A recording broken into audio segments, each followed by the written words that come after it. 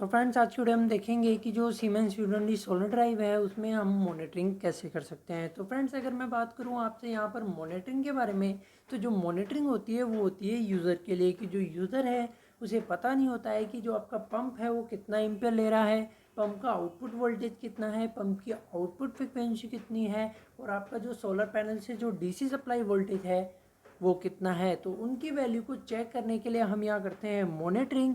यहाँ पर हम मॉनिटरिंग के लिए ओनली ओके की का यूज़ लेते हैं। फिलहाल हम ओके की से डिजिट को साइड बाय साइड भी कर सकते हैं, और एक फंक्शन और होता है ओके का जिसकी बात हम नेक्स्ट वीडियोज़ में करेंगे। तो यहाँ पर आपको जो डिस्प्ले पे दिख रही है 0.02 हर्ट्ज की फ्रिक्वेंसी, ये है आपकी आउटपुट फ्रिक्वेंसी।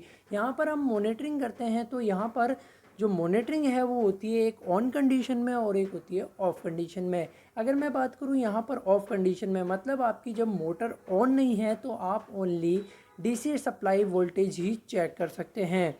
तो यहाँ पर उसकी वैल्यू को चेक करने के लिए यहाँ पर आपको ओके बटन को प्रेस करना होता है। तो यहाँ पर जो वोल्टेज है वो है 0। तो यहाँ पर जो वोल्टेज है वो है आपका मोटर का आउटपुट वोल्टेज, क्योंकि मोटर ऑन नहीं है तो जो वोल्टेज है वो है 0।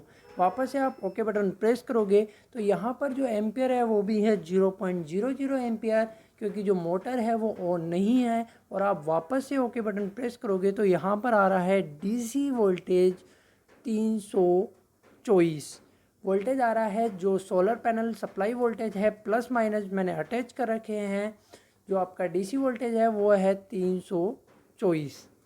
और वापस से ओके बटन प्रेस करोगे तो वही फ्रिक्वेंसी आ जाएगी आपकी 0.02 हर्ट्ज। तो यहाँ पर हम ऑफ कंडीशन में ओनली जो D solar panel DC supply voltage है उसकी ही वैल्यू चेक कर सकते हैं। अगर मैं बात करता हूँ यहाँ पर ऑन कंडीशन में, कि जब आपका कंट्रोलर ऑन है या वीएफडी ऑन है और मोटर भी ऑन है तो आप सारी वैल्यू पता कर सकते हो। तो चलिए वीएफडी को ऑन करते हैं कीपैडली। तो यहाँ पर जो फ्रिक्वेंसी है उसका जो एक्सेलरेशन टाइम है, मतलब बढ़ने का जो टाइम होता है वो होता है 10 सेकेंड। फिलहाल जो सोलर में है वो इसका वैल्यू ही 10 सेकेंड रहती है।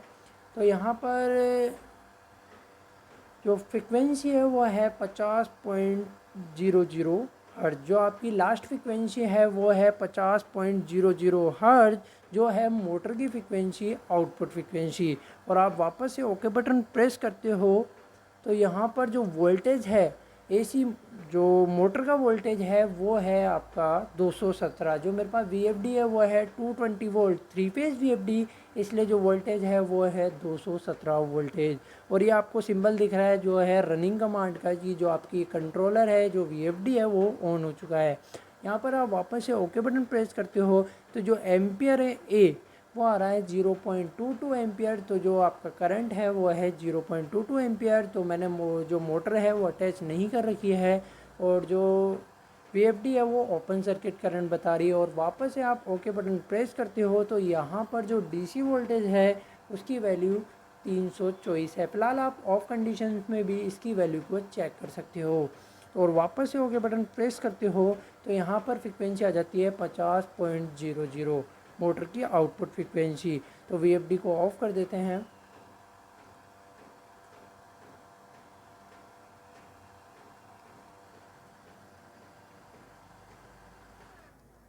तो फ्रेंड्स अगर मैं आपसे बात करूँ यहाँ पर फ्रिक्वेंसी की स्टेटस की, तो यहाँ पर जो फ्रिक्वेंसी है उसे डिफ़ॉल्ट माना जाता है। कि यहाँ पर जो फ्रिक्वेंसी है उसे डिफ़ॉल्ट इसलिए माना जाता है कि यहाँ पर अगर यूज़र इसे चेंज कर देता है, मान लीजिए मैंने इसे सेट कर दिया यहाँ पर एम्पियर पे, तो यहाँ पर जो यूज़र है कंफ्यूज हो जाता है कि जो फ्रिक्वेंसी है वो कैसे आएगी। तो यहाँ पर अगर आपको नहीं आ रहा है ओके की से, तो आपको क्या करना है, अपनी वीएफडी की पावर सप्लाई ऑफ करनी है। तो यहाँ पर जैसे ही आप अपनी वीएफडी की पावर सप्लाई ऑफ करते हो तो आपकी जो वीएफडी है में जो फ्रिक्वेंसी है वो डिफ़ॉल्ट में आ जाती है, या आप ओके की से भी इसे डिफ़ॉल्ट में ले जा सकते हो।